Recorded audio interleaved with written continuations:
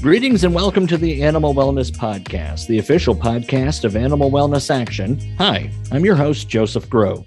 On this show, we talk about animals from the perspective of people who care about them and have the ability to improve their lives by influencing culture and supporting laws and regulations accordingly. To stay up to date with all of our news and information, subscribe to this podcast, receive our free newsletters and more, visit animalwellnessaction.org. Wayne Pacelli is with me today. He is the president and founder of Animal Wellness Action. Marty, its executive director, will be with us later in the show. We have a limited time with our special guest today, so we're going to dive straight into the episode. We're talking today to Representative Mike Quigley. He's the House member elected from the 5th Congressional District of Illinois, which includes my favorite city in the U.S., Chicago. He's also the chairman of the House Appropriations Subcommittee on Financial Services and General Government. The topic is cockfighting. It's illegal now in all 50 states, felony in 40, but that doesn't mean that U.S. citizens still don't play a role in this terrible blood sport. Currently, the U.S. Postal Service is shipping thousands of roosters out of the states to be used in fights in places such as Puerto Rico, American Samoa, and Guam, which received more than 10,000 birds from U.S. shippers over the last 4 years. Representative Quigley wants that practice to stop and is taking a leadership role in doing so. So I asked you earlier if I could call you Mike. I'm going to take advantage of that liberty and say, Mike, this seems kind of like an unusual focus for a guy from Chicago. What turned you on to this as an important issue? Look, animal cruelty is animal cruelty. Unfortunately, we find it in all segments of our society, in all areas of our country and across the world. So, when we learned about the mailing animals for fighting, we wanted to see what we could do to help. So it's interesting, once you get involved on some of the animal wellness issues, people find you. 2020, a group of French bulldogs were shipped illegally to the United States, and they ended up at a warehouse near O'Hare. And a Chicago police officer found them near death in horrible conditions. We were able to advocate very strongly not to ship these poor puppies back, and they went to an extraordinary organization in Chicago, PAWS, which nursed them back to life. I think the eldest of them, if there is an eldest in a group like that, they named Quigley. So, as I said, once you become involved in these issues, it's a labor of love, but people tend to find you about other ones like animal fighting. Sure.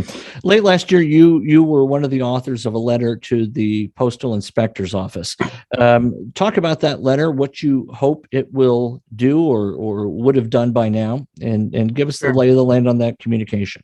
And you touched on it, I think, accurately early on. This is illegal. In 2002, the U.S. outlawed any interstate, or foreign transport of animals for fighting purposes. Congress made this a felony in 2007 and 2019. And in that year, we extended it to include the territories of Puerto Rico and Guam. And as you again mentioned, for very good reason, unfortunately, places like Guam, it's incredibly common. So it ought to be as disturbing as recognizing that cockfighting still takes place, that you would transport these poor animals in a box over long distances without food and water, only to meet this horrible end at the end. So we wanted to do what we could to make that less possible. And the one way to do that is to make sure the post office begins to inspect this. We think USPS has an obligation to follow up. So you're right. We sent a letter with Nancy Mace from South Carolina calling on USPS to try to do a better job of enforcing our laws that ban the transporting of these animals. Is 8,000 miles some of them travel toward this end. So, we're going to follow up with the USPS on this on an ongoing basis, as we have, see if they'll step up their inspections and that they have the resources they need to make sure this doesn't happen. Part of that, as we do in the follow-up, is going to be working with prosecutors to make sure that people know that this is a felony and there will be punishment if they do this. Mike, this is grim, but a couple of years ago, I had to mail the cremated remains of someone, and I couldn't believe how difficult that was. How in the world can that be so hard? And someone just drop off a box of chickens and just send them through the mail. Yeah, it's surprising in that the way packaging is done, apparently, what seems obvious can be disguised. Where there's a will, sadly and unfortunately, there's a way. And if once you've decided that you're going to break the law, the humanity of it doesn't seem to matter. So, exactly. I would think that it would be extremely difficult to do this. But in the final analysis, I think stepped up inspections will help. There are ways for the inspectors to determine that there are live animals within these spots. It's going to take resources. It's going to take diligence. It's going to take follow-up. And once some arrests are made, again, they're going to have to enforce these laws rather strongly. We're also hoping that the word will get out ahead of time as we begin to, as we start into the new year, that will further discourage this. I think the other element of this might be the fact that, with COVID, mail delivery of regular mail that, looks like a typical 8.5 by 11, it decreased about 40%.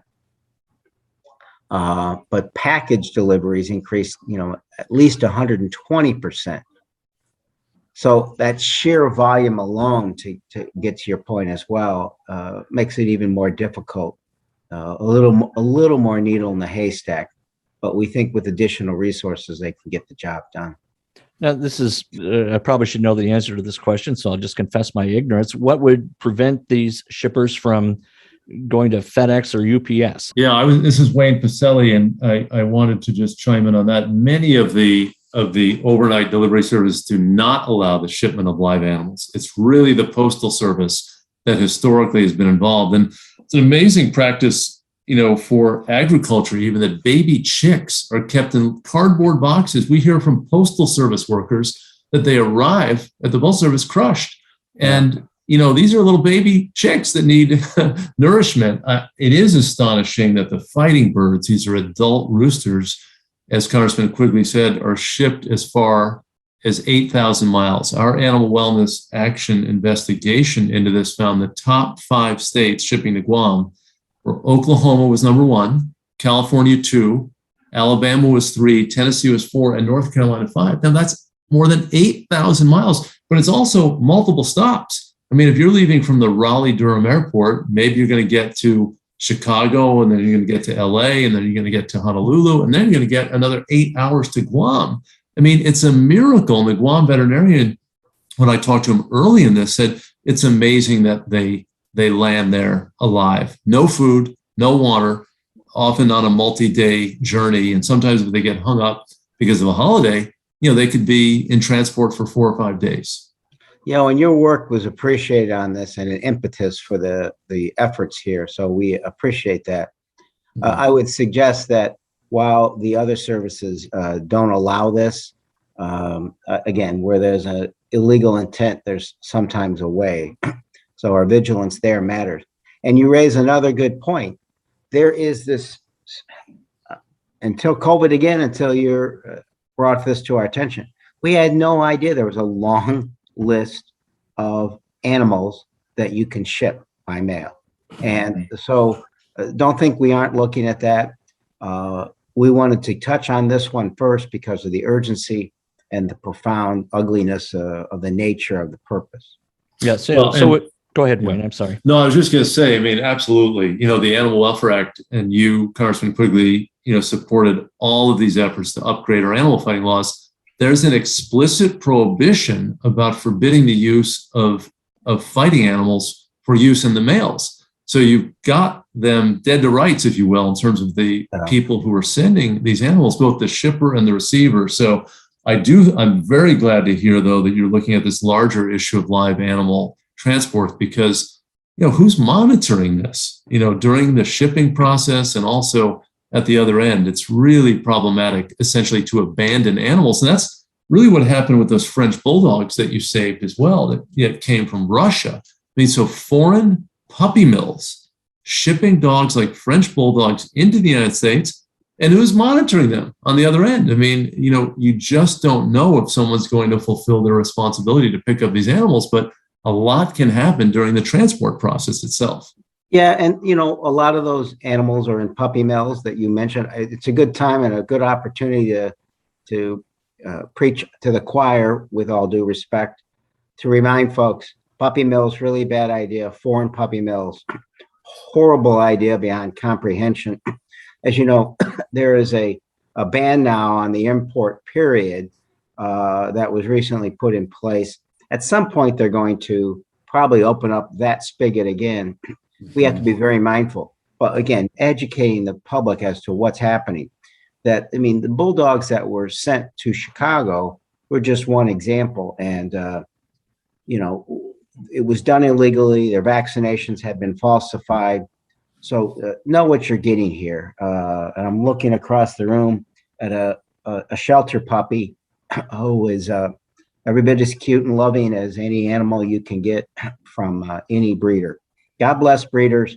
If that's what you want to do, make sure they're reputable.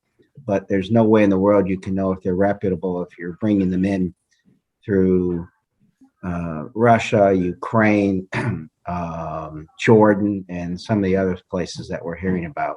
So please, just tell your viewers, spread that word as well. It's a lot easier to stop this spigot before it goes, and before we have to have inspectors come out or deal with some of the problems we have with transporting at airports as well. Well, we had tried in the 2008 Farm Bill and got an amendment passed to ban the resale of dogs under 6 months of age into the United States from foreign markets. That was an anti-puppy mill bill, but USDA has not been enforcing it and interpreted resale to be a second sale.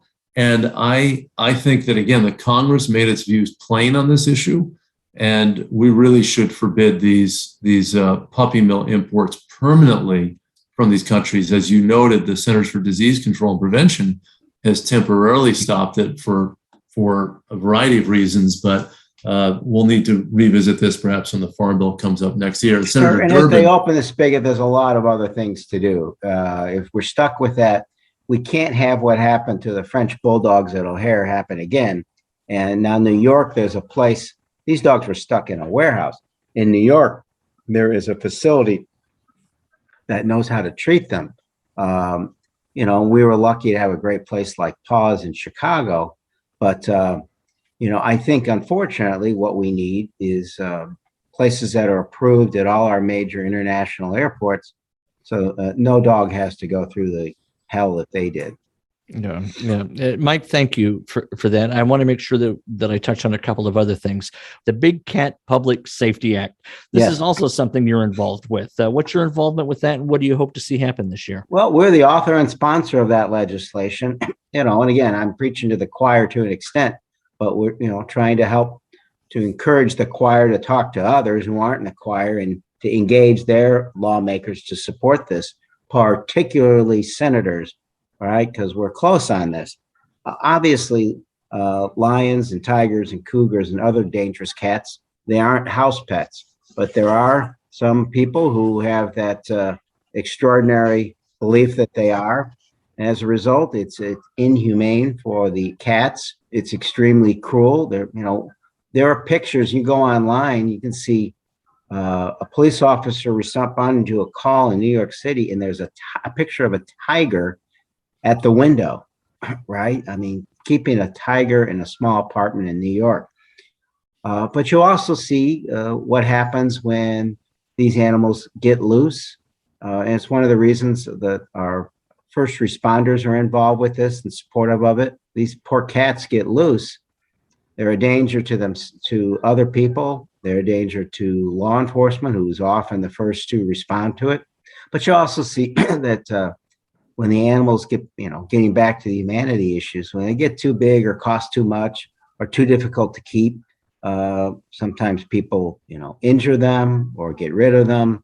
And it's a terrible sense there. So the law basically outlaws the private possession of big cats like lions, tigers, and panthers, except at highly qualified facilities that can safely and humanely care for them. Anyone who already owns a big cat would have to be required to register them. It also prohibits the breeding of any big cats outside of these accredited zoos, research, or educational facilities to take care of them appropriately. So I don't see too many photos anymore of these, but for a while they were rather in vogue, and that's the petting, the tiger cub petting. Yeah. And you think, gosh, what could be harmful about giving a tiger cub some love? But that kind of activity leads directly to the abuse of the adults, even the cubs. Am I right on that, Wayne? Am I saying that correctly? Oh, yeah. I mean, here's the thing. And Congressman Quigley is the author of this bill. It's got more co-sponsors than any other animal welfare bill in the Congress. He's up to 253 co-sponsors. It's a bipartisan bill. We've got 50 Republican co-sponsors and the entire Democratic caucus. And this just Congressman Quigley's bill builds on a 2003 statute called the Captive Wildlife Safety Act that bans interstate transport of big cats for the pet trade. Just like he's working to stop the interstate transport of dogs and birds for fighting, this is transporting animals for the pet trade, who are the most powerful carnivores in the world.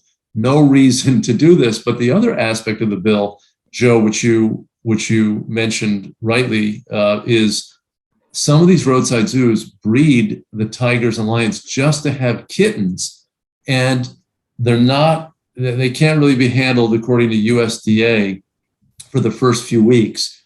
And then they can handle them basically for 4 weeks, and they get too big, they can bite a finger off. And then of course from there, they could, take your head off.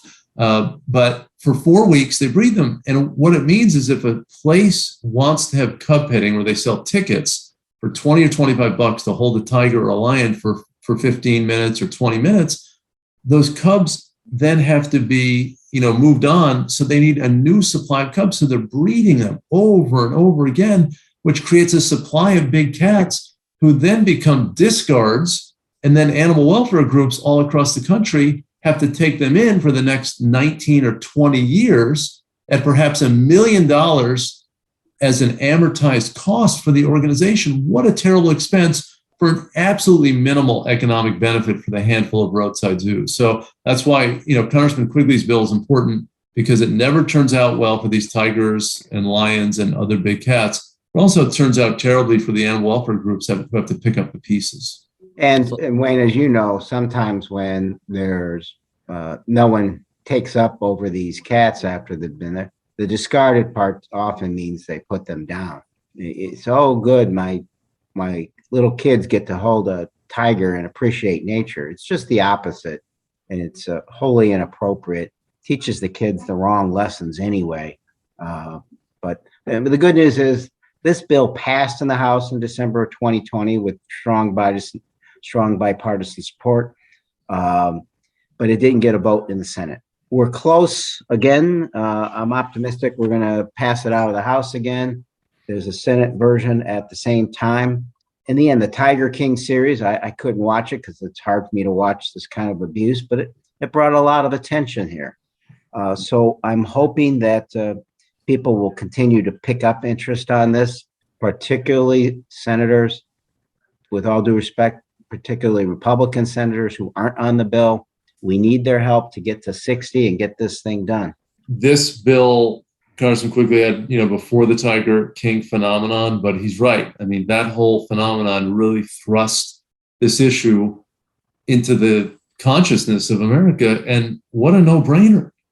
I mean, having a tiger as a pet, we have dogs and cats who are domesticated over thousands of years. And here you have animals who can take down a water buffalo or an eland.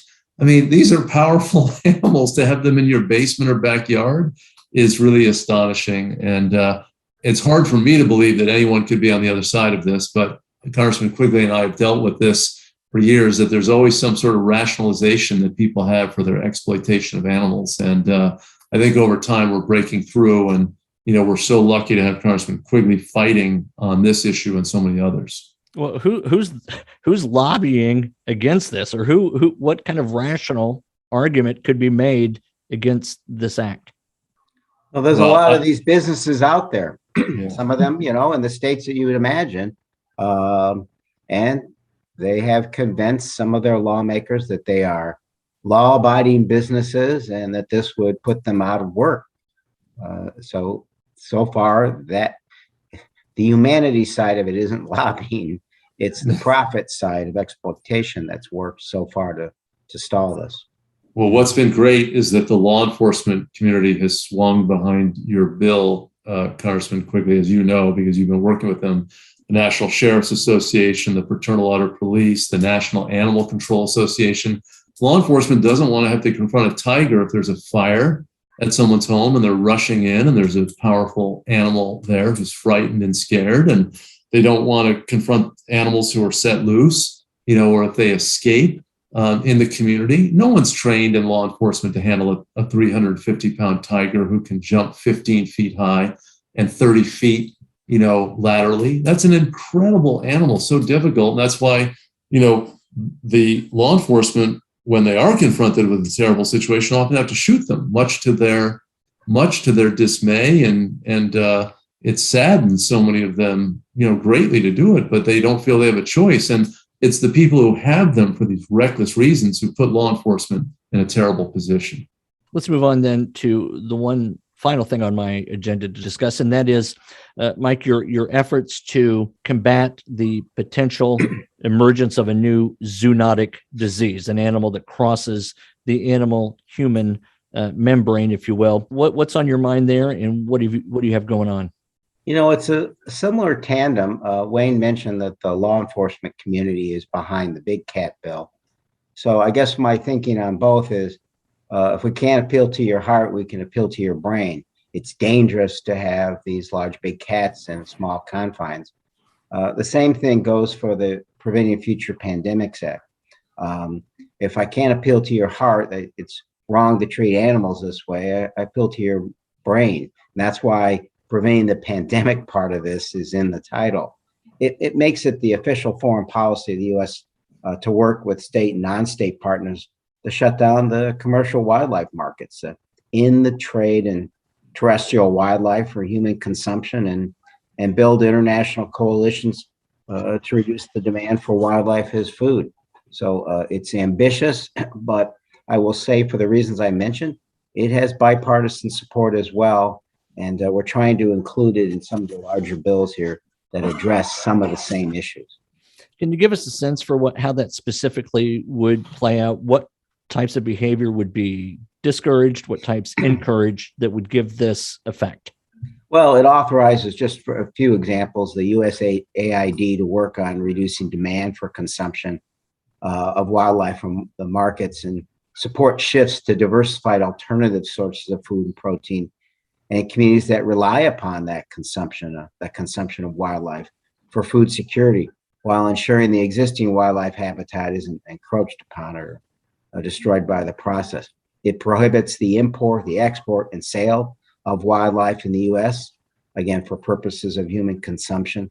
It authorizes the hiring and international deployment of 50 new U.S. Fish and Wildlife Service law enforcement attaches in an effort to disrupt this trafficking. So it gives a lot of resources to the effort. There's more to be done. Well, listen, we all learned what happened. It was almost certainly a live wildlife market in Wuhan that really launched the pathogen, the virus, that then began to ricochet around the world. And how many trillions of dollars did our world burn through in responding to this pandemic? And we said after the first SARS-CoV-2 crisis in 2002, 2003, that China should stop its live wildlife markets, where they capture wild animals from the forests, of other Asian countries or from China itself, have them in inhumane transport. So the animals are stressed, then they're overcrowded, and they're alive, and they're interacting with people who are purchasing them, and then they're being butchered right there. So you can see this brew of blood and pus and all of the other, life fluids. And this was a perfect place for the transmission of a zoonotic disease. And 75% of all diseases that afflict people start in non-human animals. They jump the species barrier. So we knew that this was a threat. It happened in a way that was predictable, but with virulence and pacing in terms of spread across the globe that no one could have foreseen. I mean, this is the biggest pandemic since the Spanish flu of 1918. And I'm amazed that the Congress hasn't taken this up yet. Here we have our masking strategies, our vaccination strategies, all important and all, but why don't we stop the next one from starting? So thank God, for Congressman Quigley and then Congressman Fred Upton, who's his Republican partner on this. And then on the Senate side, Cory Booker, a Democrat in New Jersey, and John Cornyn from Texas. Here's a great bipartisan bill. And I really hope that the other lawmakers listen to them and get this thing passed, because what could be bigger for our society? Some people say, oh, well, why do you care about animals? Well, you can see the intersectionality of animal issues when you understand that it was live wildlife markets that probably launched this global pandemic. And a loose end here, back to giving other people credit where they deserve. Animal wellness deserves a ton of credit, but my House co-sponsor is Brian Fitzpatrick, who's been a good friend on the big cat bill. On this, Wayne raises the ultimate point. It makes a lot more sense to stop the problem before it begins. And I think he outlined that this measure attempts to do that. But we have to address why animals in the wild and humans are getting closer. A big driver in that is climate change and deforestation and several other factors. Again, for those who tell us, why do you care about this? Why are you a tree hugger? It's like everything's interconnected. Again, it's stunning that we have to continue to try to educate so many others. We're all interconnected. We all need each other. We all need all the species of the world, plant and animal.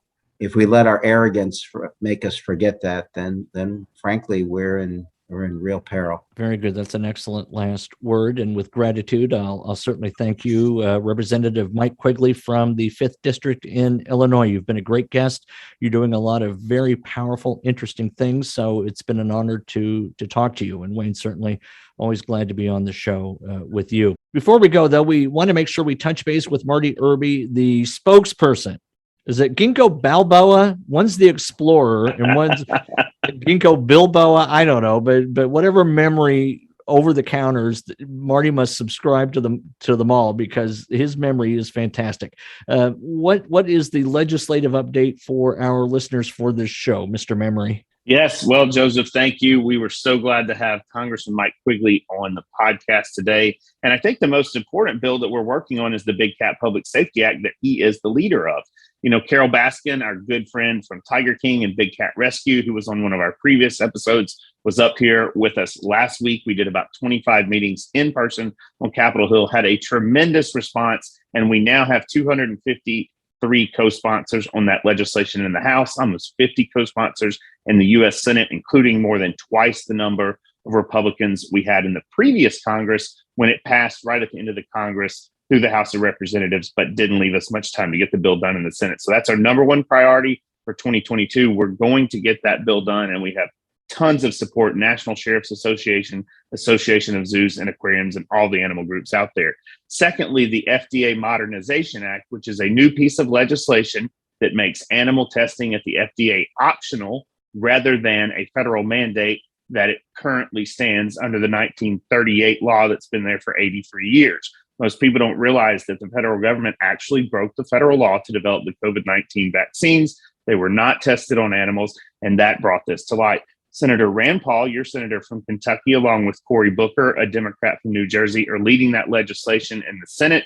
And we have Congressman Vern Buchanan, along with Congresswoman Nancy Mace and Congresswoman Elaine Luria, leading that bipartisan effort in the House, with now more than 40 co-sponsors, equally split on both sides of the aisle. That legislation is huge. It's gaining support like we've never seen before. We've been working with PETA, tons of biotech and pharma companies, and we really see a path forward for that in this Congress through a bill that has to move by September to reauthorize some of the user fees at FDA.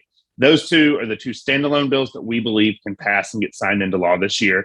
Another bill that we've been working on that's a new original idea created by our good friend, Mr. Wayne Pacelli, and our colleague, is the Minks in Narrowly Kept Spaces, or Minks, our Super Spreaders Act.